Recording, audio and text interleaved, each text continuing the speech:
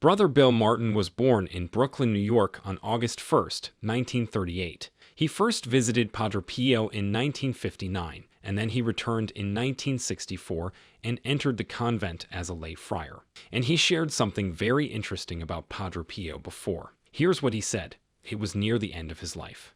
Another brother and I were helping him to the altar. He was going to say Mass. I remember thinking why his weight on my arm feels like nothing at all. That's when I looked at the floor. Padre Pio's feet were 6 inches off the ground. He was just gliding. He was levitating on his way to say Mass. I exchanged a glance with the other monk. We had come to the same realization at about the same time. We never spoke about it. We just knew. Saint Padre Pio lived in our modern world, but was everything other than ordinary. On September 20th, 1918, Padre Pio received the stigmata, the 5 wounds of Christ. Doctors examined him and could find no natural cause of the wounds.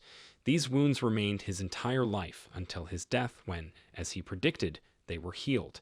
The blood that flowed from the stigmata was reported by others to have a smell of roses and flowers. And Saint Padre Pio really was a living example of how holy an individual can become by faith. Among the most remarkable of the documented cases of bilocation was his appearance in the air over San Giovanni Rotondo during World War II. While southern Italy remained in Nazi hands, American bombers were given the job of attacking the city of San Giovanni Rotondo. However, when they appeared over the city and prepared to unload their munitions, a brown-robed friar appeared before their aircraft. All attempts to release the bombs failed. In this way, Padre Pio kept his promise to the citizens that their town would be spared. Later on, when an American airbase was established a few miles away, one of the pilots of this incident visited the friary and found to his surprise the little friar he had seen in the air that day over San Giovanni. There are also numerous other bilocation miracles that have been confirmed by numerous eyewitnesses. Padre Pio was insistent that the extraordinary mystical graces he received were tightly bound to the cross, that the light of faith was for him a dark ray. He was a man of suffering, accustomed to infirmity, whose ministry of reconciliation was contingent on his willingness to receive into his soul and body the dying of Jesus. He was extremely averse to receiving attention for the divine and diabolical fireworks that went on around him almost continually, and would insistently remind those who came to him seeking signs and wonders that the sweet spiritual food Jesus wishes to grant us is also hard bread. He said, in order to attract us, the Lord grants us many graces that we believe can easily obtain heaven for us. We do not know, however, that in order to grow, we need hard bread, the cross, humiliation, trials, and denials. In his life, St. Padre Pio was a miracle worker. He could also levitate, and on one occasion, St. Padre Pio levitated through the air in order to reach the confessional without being seen and stopped. He immediately began to receive penitence. A man in the church was amazed how the priest had gotten to the confessional because so many people were outside of his door waiting to talk with him.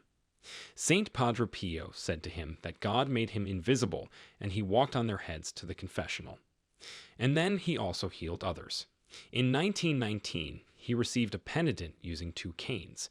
The doctors could not help the 62-year-old man, but after confession, Padre Pio said, "Stand up and go away. You have to throw away these canes," and the man could walk perfectly again. Of course, this wasn't the only time that such thing happened. And interestingly, he also had the gift of perfume.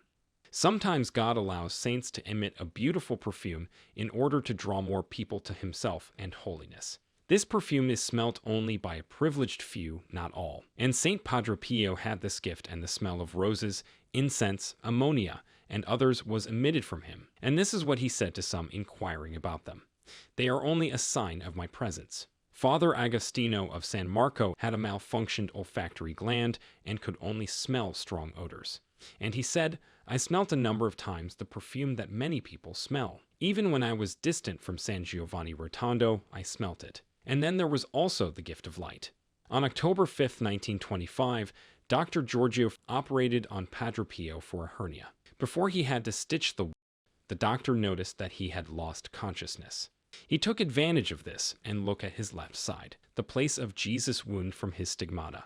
And the wound was fresh and of a vermilion red and in the shape of a cross. From the edges of the wound emitted small but unmistakable rays of light. Dr. Giorgio then put on the bandage and Padre Pio regained his senses.